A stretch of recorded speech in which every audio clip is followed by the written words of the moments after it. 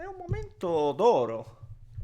È un momento d'oro per la Roma, perché nonostante magari hai tra le mani una quantità minima di questa lega preziosa, poi si tramuta in un valore inestimabile, quindi nel gergo calcistico punti, che tradotto, nonostante le performance, ribadisco, ancora non siano di livello alto, di livello quello che noi riconosciamo alle squadre di Gasp, ed è una cosa che mi ritrovo spesso a ripetere, perciò vi dico la verità, sono anche un po' in difficoltà quando parlo di questa Roma che sta nascendo, no? Questo è veramente un punto d'inizio, e se il punto d'inizio si traduce in 15 punti in 18 partite, nonostante gli attaccanti, e per attaccanti intendo le punte, Ferguson, Dobbik, non portano ancora tanti reti, tanti gol, se noi pensiamo a come trasforma appunto il centravanti Gasperini, che meno dei 20 gol, cioè, ha fatto fa 20 gol a un panchinaro un anno, non so se ve lo ricordate, non un panchinaro, panchinaro nel senso uno che entra sempre dalla panchina, Muriel.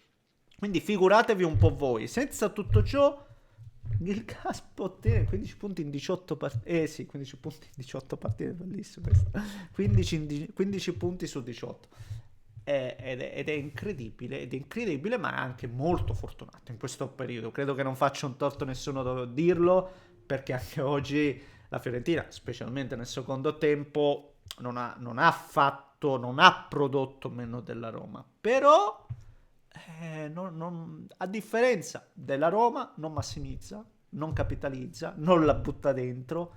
E nel calcio, sapete, questa roba qua poi fa la differenza. Ne parliamo, signori miei. Come se lo facciamo? Prima, come al solito, vi voglio invitare al solito spolliciaggio per soddisfare l'appetito insaziabile dell'algoritmo. Se volete iscrivetevi al canale per seguire i prossimi contenuti. E a proposito dei prossimi contenuti, tra un po' commentiamo la Roma. Sì, la Roma commentiamo adesso, sì, appunto, tra un po'. Ma poi Napoli stasera addirittura big match, per cui vi invito ovviamente anche a scampanellare attivando la campanella. Vi ringrazio per il vostro supporto.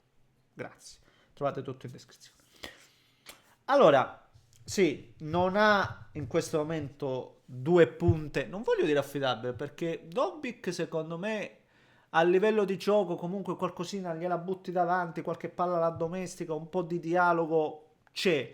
Io questa non mi sbilancio assolutamente, ma questa minima transizione nel modellare l'attaccante la inizio a intravedere. Siamo lontani, ma proprio lontanissimi dal, dal definire l'attaccante, definire inteso per Gasperini che riesce a plasmarlo, ma qualcosina c'è. Ma nell'attesa c'è un grande Sule. Non c'è la punta, ma c'è la fantasia di Sule. Fantasia e anche estro balistico, perché poi oggi come la va a curvare quella palla, no? La impatta benissimo e prende un giro clamoroso. Il gol è bellissimo, mette tra l'altro anche in testa la palla del 2-1, quindi Sule oggi, cioè, io è un discorso che abbiamo affrontato tante di quelle volte che non vorrei spendermi ancora di più sull'argomento, ma avere questi giocatori comunque è importante, importante, perché poi riesci a girare la partita a tuo piacimento, no? Le riesci a indirizzare. E l'aveva indirizzata bene anche Ken, però devo dire la verità dall'altro lato, perché oggi Ken l'abbiamo visto nel suo massimo splendore, un gol bellissimo dove riesce a duellare più volte con Dica e ad avere la meglio. E Dica secondo me è uno dei difensori più forti che ha la Roma, senza se e senza ma, eppure oggi vince nettamente Ken, che prima fa gol, poi colpisce anche un palo, sempre se non sbaglio sgusciando via Andika, e molto molto bene, grande, grande partita di Ken. E devo dire la verità, oggi io non lo so, non ho visto tutte le partite della Fiorentina, quindi alzo le mani assolutamente. Però oggi la Fiorentina non meritava di perdere, e oggi non mi sento di dire che se questa è la Fiorentina cambiamo l'allenatore. Ecco, perché poi, lo so, 6 partite, 3 pareggi, 0 vittorie, 3 sconfitte, immagino che adesso a Firenze le cose, no? L'umore non sia buonissimo. Io non parlo per le altre gare, parlo per questa, e se valuto la Fiorentina solo per questa, dico, attenzione, merita almeno qualche altra partita. Poi se al girone d'andata o ancora prima la Fiorentina non riesce a sbloccarsi, non riesce a vincere, poi qualcosa va sicuramente fatto. Ma oggi la Fiorentina, secondo me, ha fatto un'ottima gara, soprattutto nel secondo tempo. Nel secondo tempo è mancato davvero solo il gol. E mi ricordo un cross messo in mezzo, tre giocatori della Fiorentina non ci arrivano. Tre giocatori della Fiorentina non ci arrivano. Ricordo la traversa dei piccoli, ricordo Gossens solo davanti alla porta, veramente a un paio di metri, la butta alle stelle. Quindi oggi secondo me la Fiorentina ha fatto una buona gara. Poi ci sono cose che non funzionano. Goodmanson uno su tutti. Sto ragazzo io non so quanti fattori poi sono importanti nel calcio e determinano anche il rendimento di un giocatore. Forse la personalità, forse essersi trovato in una nuova squadra. Non penso il contesto tattico, perché giocava praticamente sotto punta come un po' alla Genoa, però vederlo in queste condizioni mi piange il cuore onestamente. E quindi una Fiorentina che secondo me oggi ha fatto bene. Oggi meritava perlomeno il pari, avrebbe meritato. Poi sul pari, sai, può succedere qualsiasi cosa. Però la Roma invece la porta a casa, la Roma la sfanga, la Roma, ribadisco, massimizza tutto quello che ha, tutto quello che riesce a creare, o quasi, perché poi Dobbik comunque aveva avuto un'altra zampata e non va dentro, qualche altra situazione in aria ci sta.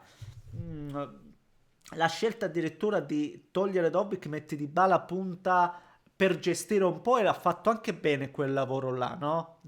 Onestamente.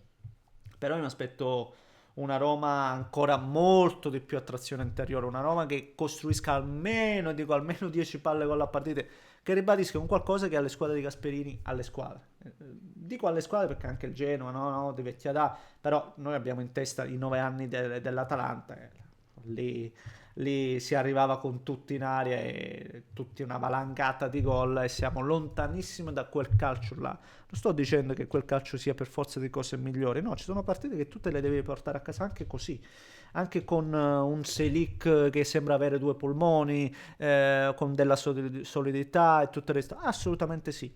Però attenzione,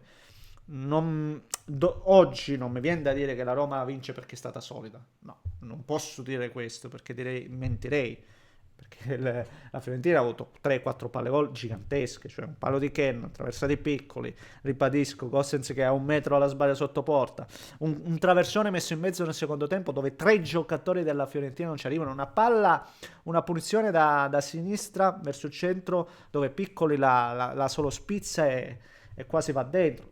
Ha avuto le occasioni alla Fiorentina, quindi oggi è andata bene, però si vede che questa squadra ha un lavoro pregresso. A questo lavoro pregresso io continuo a dire, continuo a volere un qualcosa di più dalla manovra, da come la Roma arriva nell'ultima tre quarti.